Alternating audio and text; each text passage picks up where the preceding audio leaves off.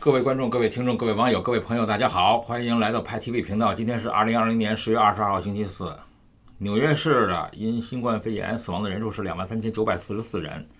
确诊人数是259859人，死亡率是9.21%。纽约州的死亡人数是33,366人，确诊人数是492193人，死亡率是6.78%。全美国的死亡人数是225415人，确诊人数是8443635人，死亡率是2.67%。恐惧指数是29.39，原油还是$40一桶，黄金是$1927一盎司。那么小麦、糙米、大豆和玉米的价格都是在高位盘整，而瘦肉猪和牛肉的价格在高位继续盘整。人民币对美金的兑换率是6块6毛8兑1美元。我们知道美国的疾病预防控制中心，也就是 CDC， 它在本周一它发布了一个强烈的建议，要求所有乘坐飞机、火车、地铁、公共汽车、出租车和共享汽车的乘客和雇员应佩戴口罩，以防止新冠病毒的传播。临时的指南还要求民众在机场和火车站等交通枢纽要使用口罩。那么航空公司还有美国铁路公司 Amtrak 和大多数的公共交通系统以及美国机场已经要求所有的乘客和工作人员都必须戴口罩。大多数的机场以及乘车共享公司，像 UBER 和 LFT 也是如此。CDC 表示那么运输运营商要确保所有的乘客和雇员在旅途中都戴口罩，并且应向购票或者以其他方式预定运输的人提供戴口罩的必要性的信息，并尽可能的提供口罩。那么这几天的败家子儿亨特的信息充斥了各大自媒体。那么当下川普已经让司法部长巴尔准备成立一个独立检察官进行调查，那么我们会后续跟进这个事件的情况。那么到今天为止，新冠肺炎的感染者已经突破了840万人了。针对如此庞大的美国患者人群，很多人都寄希望于治疗新冠肺炎的神药，甚至于之前川普确诊也曾一度服用过的瑞德西韦。作为唯一一个获得 FDA 批准用于治疗COVID-19 的紧急使用药物，很多人都认为它是唯一对新冠病毒有特效的药物，并且在此前美国曾经对瑞德西韦进行过一项大型的对比的研究，发现它可以将重症住院的成年 COVID-19 患者的康复时间缩短约1/3。但是在近日世界卫生组织却称瑞德西韦作为神药其实是一点用都没有。在一项覆盖了30个国家、1.1万名病人的这个临床实验中，世界卫生组织发现美国药厂吉利德科学公司研发的瑞德西韦不仅在减少新冠肺炎的死亡率上几乎没有效果，而且也不能缩短住院病人的康复的时间。而且对于美国总统川普以及美国的保守派他们推崇的这个治疗疟疾的药物羟氯喹，用于治疗 HIV 病毒的叫做洛匹那韦还有利托那韦组合疗法以及干扰素，那么研究的成果也显示差强人意。当然对于世卫组织的否定吉利德科学公司他也没有示弱，他们表达了很大的不满，并且认为世卫组织的数据和实验并不严谨，并且瑞德西韦的好处已经在3个随机对照的这个临床实验中得到了证实。其中包括了一个随机双盲安慰剂对照临床实验，这是评估研究性药物疗效和安全性的一个黄金标准。当然了，我们还目前认为瑞德西韦很可能还是有用的。那么毕竟它是 FDA 批准的药物。那么乱世之中我们知道每个人首先要考虑的一是保命，第二是保财产。那么有几个很大的秘诀乱世可能是兵荒马乱啊，除了囤积食物和生活用品啊，最重要的就是把尽可能多的你的财产啊换为黄金和大额美元。记住了啊，这些可以随身携带，说走就走，说跑就跑。所谓的乱世啊，就像是亚美尼亚和阿塞拜疆的对打，也可能是未来有可能在华夏大地发生的战争。那么出现大量的暴徒和兵匪啊，他们可能到你家来借、募捐或者偷抢的方式呢，拿走你的个人财产。那么你作为一个普通人，如何保护自己家里的黄金和美元不被抢走呢？那么有以下的几个秘诀啊。第一是财不外露，只要别人盯上你，你就很难逃脱。那么歹徒敲诈钱的手段啊，一定会超出你的想象。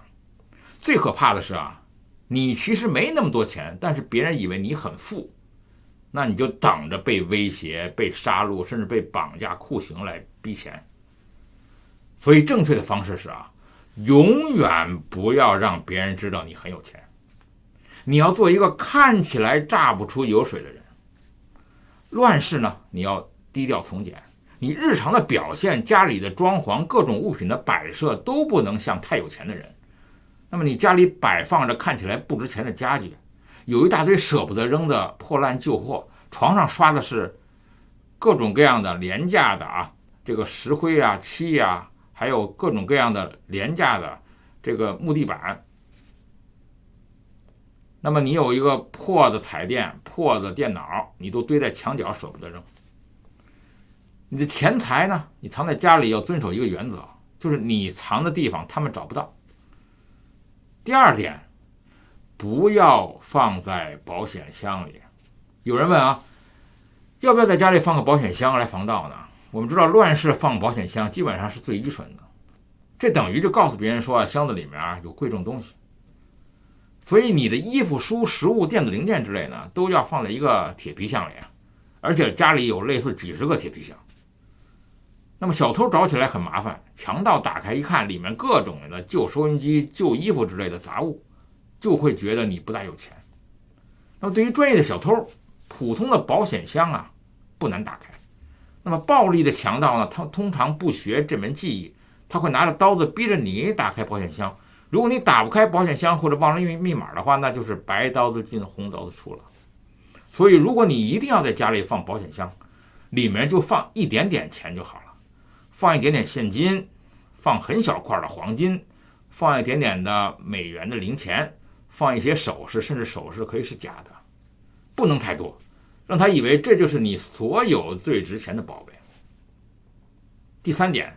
你要不按常理来藏东西。真正有价值的东西啊，要放在一个更隐秘的地方。那么如果你的思维方式和普通人一样的啊，那就等于给人家送钱。你一定要放在常人想不到的地方。打个比方，有一些马桶下面是有空间的，你可以把金条放在下面，你再涂上密封的玻璃胶或者盖回瓷砖等等，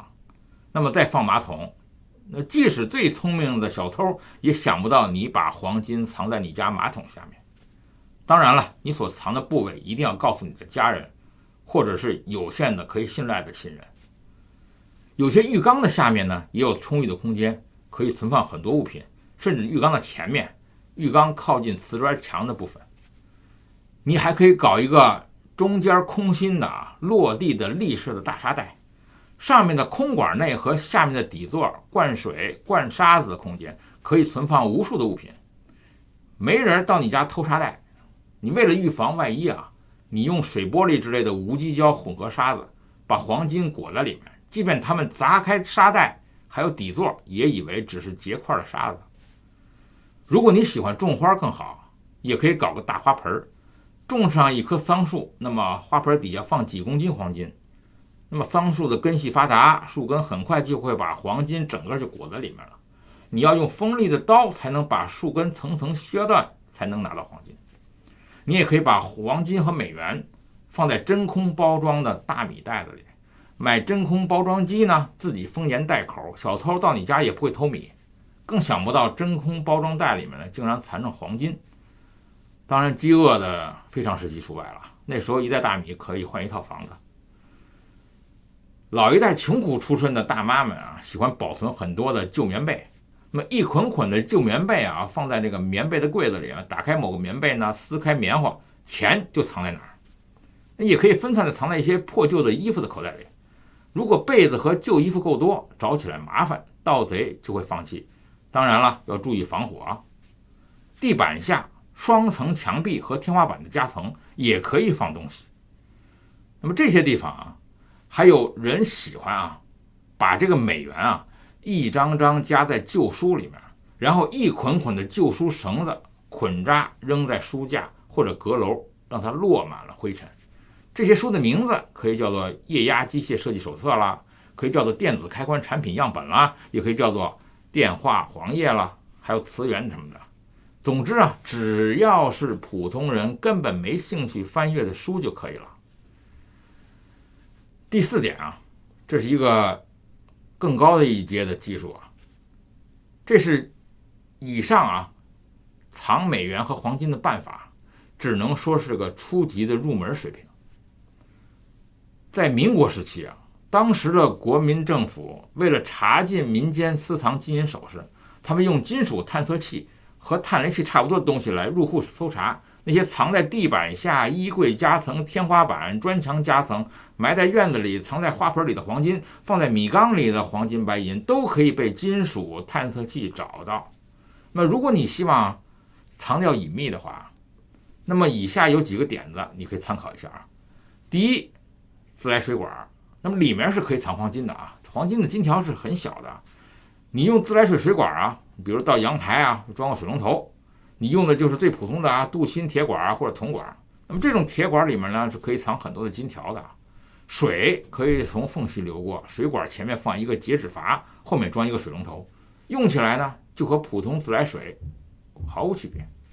那么任何人到你家来都不会想到这个水管里面有黄金，你需要拿出黄金跑路的时候呢，只需要用管钳拧开就可以把管子拆下来，把黄金带走跑路。你还可以利用旧家电来藏黄金，比如说你家里有报废的台式电脑啦，你可以拆出古老笨重的硬盘和光驱啊，扔掉里面的一些东西，把黄金美元藏到壳子里，然后呢，你就把这个硬盘和光驱装回原来的位置。那么老式的电视机又笨又重，你可以拆开，你找到一些大型的电解电容，打开外壳去掉内核，把黄金美元塞进去，再封装回去。任何人到你家，即使砸烂电视，也想不到你藏在这个电容里面。如果你放在了这个电脑硬盘、旧彩电的电解电容的外壳、自来水管里金属探测器呢，也是找不到的。你当然还可以在哑铃里面两头用车床开出洞来，然后里面塞入黄金，外面再复原，没人会想到你用这个铁疙瘩里面藏着黄金。当然你一定要记住同时没有人来量它的重量。同时你家的不锈钢的晾衣杆或者是阳台的栏杆，你的楼梯的护栏里面也可以塞入美元。那么你两头焊死，需要的时候呢，你用工具锯断就可以取出来跑路。那么适合存放的地方还有密闭式的音箱还有这个冰箱和洗衣机的后盖里面还有激光打印机的空膜盒。但是不论你藏在哪里，你还需要让有限的人知道，或至少让他们知道一个大概。第5点狡兔3窟的这个道理大家都知道。根据中国的电力部门统计中国是有几亿套的房子一年内的电费接近于0。那么这些房子大概可以住20亿人。在中国的农村，大部分的房子都是空的，有些原本几千人的村子只剩下100来人，即使是一些小镇也有无数的空房子。中国人的闲置房子多得惊人。那么如果你有足够多的财产通常也就会有足够多的房子，应该每一个房子都存点黄金美元，那不要等到乱世来了再去准备当然了，如果你钱已经是够多，所谓的够多是相对的钱是赚不完的，那么不要总想着投资和收益了，总得有一部分换为黄金和美元，偷偷的隐藏，至少可以让你在乱世中呢，你保存你的一部分的财产。而闲置的房子最适合就以各种方法来藏物资，当然也适合藏美元和黄金。以上就是乱世藏钱的绝招。可以随时让你取出来，高兴的跑路。最近我看到中国的主流媒体连续报道，为了拒绝美国卡脖子，中国首个芯片大学落成。由于中国在芯片的利用上一直是依赖着海外进口，那么从整个长远来看，对于科技领域的发展呢，这是一个不安全的方法。只要供货方停止供货呢，中国依赖进口芯片的企业就会陷入了困境。那么这种情况呢，被中国的媒体宣传为叫做卡脖子。其实我本人认为这个并不是卡脖子。根据我个人所能接受的这个文化卡脖子就是说你自身呢是有一定的发展基础，别人故意捣乱、干扰和限制你的发展，拒绝你的产品通关，这叫做卡脖子。像这种买别人的芯片别人不卖，这种情况不叫卡脖子。贸易本身就是一个双方达成的一个共识，一方不想把产品卖给另一方，这就是他们的权利。就像我们是去这个集市上买东西，那么老大爷在卖红薯，因为你两个存在着有一定的其他问题老大爷不想卖给你红薯，而你强迫老大爷卖给你，这种行为到底谁才是霸权主义？难道是卖红薯的老大爷吗？还是买红薯的人呢太不讲规则了呢？目前在全世界200多个国家和地区的范围内那么别的国家为什么不被卡脖子呢？为什么偏偏这么多国家联合起来在一块儿来卡中国的脖子呢？这些问题都是那些跟着主流媒体瞎起哄的人应该认真思考的。那么有些舆论的引导者呢，还在媒体的平台上称说，俗话说得好，哪里有压迫哪里就有反抗，这都哪跟哪他们之所以这样说的原因，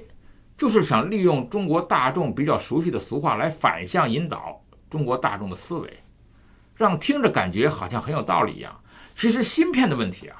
和哪里有压迫哪里有反抗根本就扯不到一块去。别人不卖给你东西，那不叫做压迫，人家有自由选择客户的权利。那么强制别人买卖才是真正对别人的压迫。那么说句不好听的话西门庆去了你们家，你到底是应该让位还是应该驱赶西门庆走？如果你赶西门庆走，西门庆是不是也应该说你不要太霸道了，你不让我和金莲见面就是我们的压迫和对我的不公？我们在现实的生活中也有买东西碰壁的时候，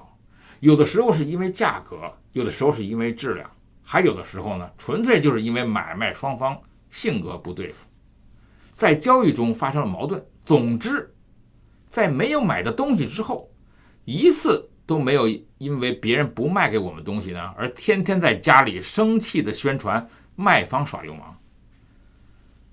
如果你真的有实力的话并不是在嘴上耍威风，你可以成天在家里说三道四，只能显示出自己的无能。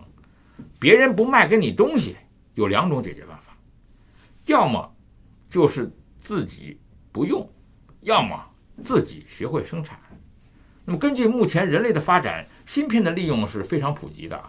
那么中国目前能生产的芯片大概占了90%的这个应用，所以说呢，不用芯片特别是高档芯片是不可能的。而这种必须用高档芯片的情况下呢，供货商又停止了供货，要想解决这种高档芯片短缺的问题，只剩下自己生产这条路了。那么在芯片生产的过程和生产汽车和轮船是不一样的。我们知道芯片的科技含量在目前人类科技中是最为尖端的，它不能靠模仿去仿制产品。由于芯片的精密度是非常的高，更不能把它拆开进行抛细。如果有了拆开抛细的能力呢，就已经具备了芯片的生产能力。要想成功的生产出芯片，不是有没有芯片大学就能解决的问题没有这方面的研发成果，就是哪怕把大学的名字改成了世界芯片中心，能不能生产出芯片呢，还是另外一回事。很多人也许不大了解中国在1977年的时候当时在半导体的芯片方面，当时的中央政府就在会议上提出了加快半导体的研发，争取在短时间内赶英超美。一直到今天50年过去了，半个世纪了，中国不但没有赶英超美，而且还不断的谴责他们不卖中国芯片。也就是说，中国在半导体方面纯粹的还是依赖国外供应的元器件。那么中国现在能怎么做呢？一件事儿，攒钱，把辛辛苦苦攒下来的换的美元，把它留下来，到国外去买昂贵的机器，到国外去买昂贵的芯片，努力的去突破美国的封锁。虽然目前为止看暂时是不可能的，那也是没有办法的事情。派 TV， 欢迎订阅，我们下次见。